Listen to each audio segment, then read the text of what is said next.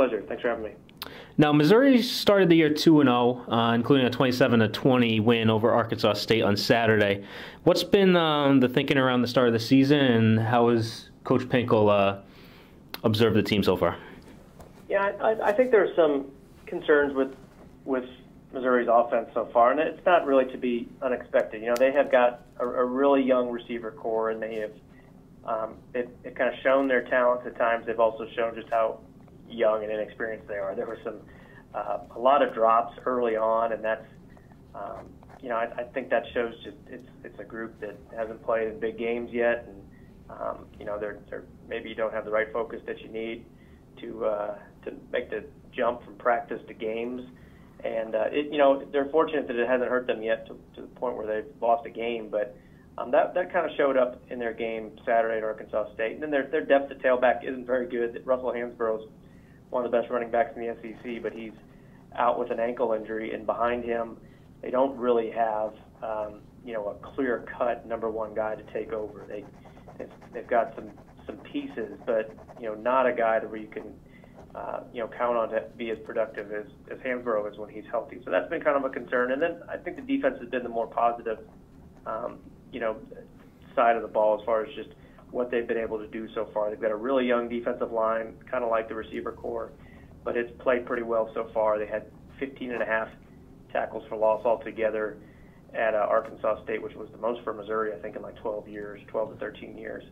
So that side's playing really well. They've got a really experienced secondary and linebacker core, and they've got a freshman punter who's just been outstanding as far as field position goes. So all in all, I think they're pretty happy to be where they are right now, but they've got some issues on offense that they've got to kind of take care of this week and before they get into SEC play.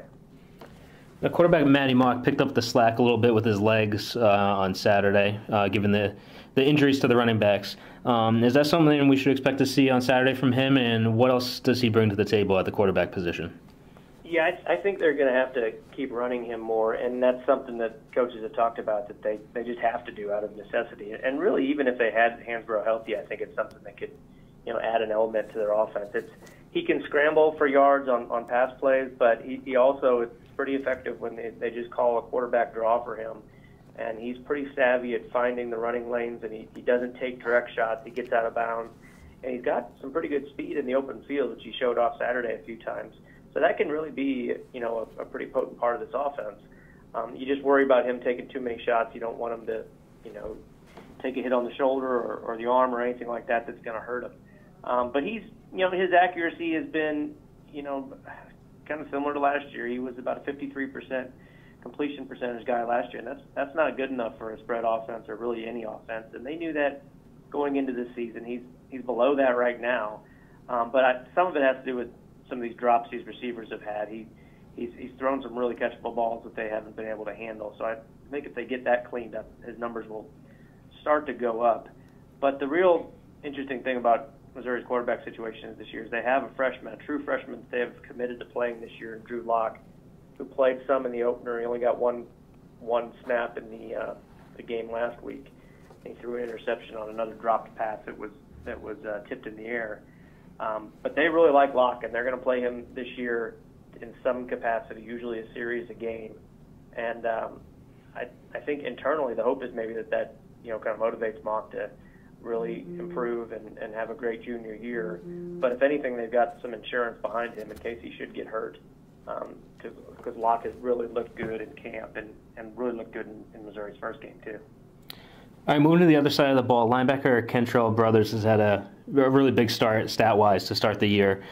Is he really the leader of the defense, and what else should stand out for Husky fans watching the game on Saturday from the Missouri D?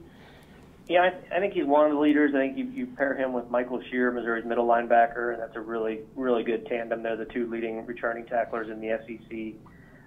They get good leadership from some of the veteran players in their secondary, but Brothers has just been outstanding. I mean, these aren't garbage type, tackles that they pile up in the stat book that are kind of artificially made. You see that happen sometimes. I mean, he's been getting to the ball faster than anybody else.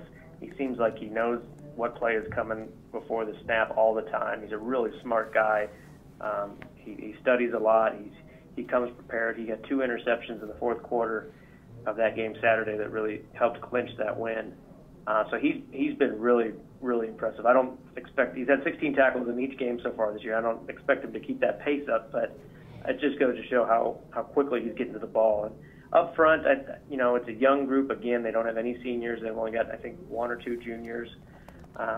But Charles Harris has kind of become the breakout star like a lot of people thought he would be. He's a defensive end, a guy coming out of high school, had no Division I offers except for Missouri. He wasn't much of a high school football player, played more basketball, but they have really developed him into the next superstar along that defensive line to follow the likes of Shane Ray and Coney Ely, Marcus Golden, Alden Smith, some of the great players that have come from Missouri at that position. So he's somebody to watch for sure. He was really impressive the other night against Arkansas State.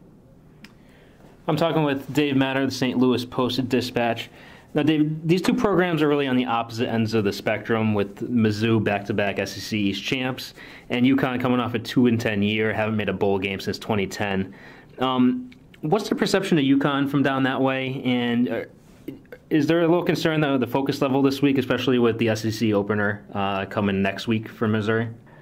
I don't think so. This Missouri team is really good at Gary Pinkel's phrase is to not pass judgment on any teams, and they try to treat every team with the same amount of respect and just prepare for themselves and prepare for what the other team does. So you don't really catch Missouri players ever talking down about an opponent or saying, "Hey, this is one we can't take lightly," because they don't really take anyone lightly. At least publicly, that's always the perception. It's funny that Missouri and UConn are playing now, because that last bowl game in 2010. I remember being out in Phoenix because Missouri played in the Insight Bowl, and just as Missouri's contingent was leaving, UConn's was showing up for the Fiesta Bowl, and really you can make the case that both programs since then have just gone the opposite directions. I mean, Missouri was already on the way up heading into that game, and then they had the bad year in 2012, but since then it's really been a program that's been on the map nationally and really well respected, and we know UConn has struggled to get back to that level.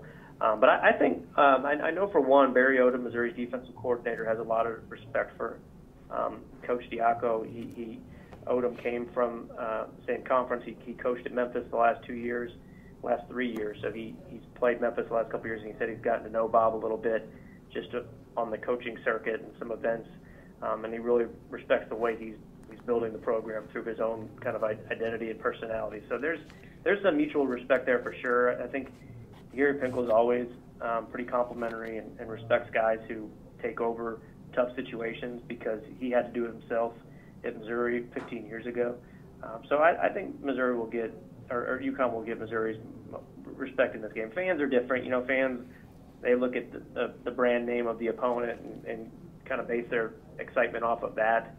And I don't know if UConn really does it for Missouri in football yet. But after playing Southeast Missouri State and after playing Arkansas State, I think Missouri could say get close to SEC play, but I think UConn gives them at least a little bit better brand name than what they've seen the last couple of weeks. Well, this is the first matchup on the gridiron between these two teams. For the fans traveling down from Connecticut to Missouri, what should they expect on game day, and what's the atmosphere going to be like on Saturday?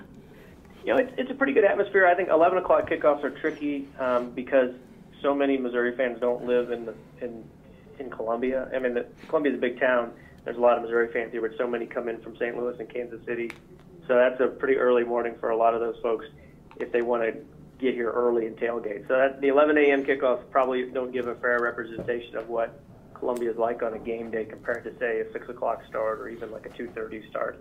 But it's a great town.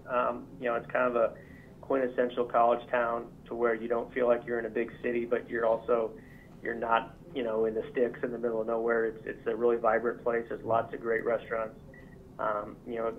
I think being in the SEC, Missouri fans have upped their game a little bit as far as tailgating goes. It was a good tailgating type game day atmosphere before, but I think a lot of the fans have traveled to a lot of the SEC road games have realized that, hey, this has to be an event if you want to fit into this conference, and I think that it shows in the scene that people will see around the stadium and around town on Saturday. So, yeah, a little early game kind of takes away some of that, but I think as long as the weather holds up, it should still be a pretty neat day, pretty good atmosphere. And final question for Dave Matter, the St. Louis Post-Dispatch. Dave, got to get a prediction before we go.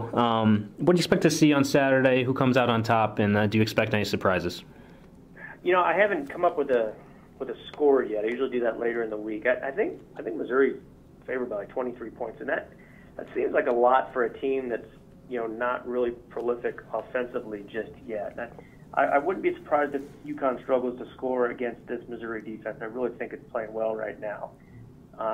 But without their star running back, with some issues and some questions at receiver, I think Missouri could struggle enough offensively to keep this game competitive for a half or so. So I wouldn't be surprised to see Missouri win by a couple touchdowns, but more than that, I think it's going to take a really good day offensively, which we haven't really seen from this team yet this year. All right, thanks, Dave, for joining, and definitely looking forward to catching up with you down the line. All right, my pleasure.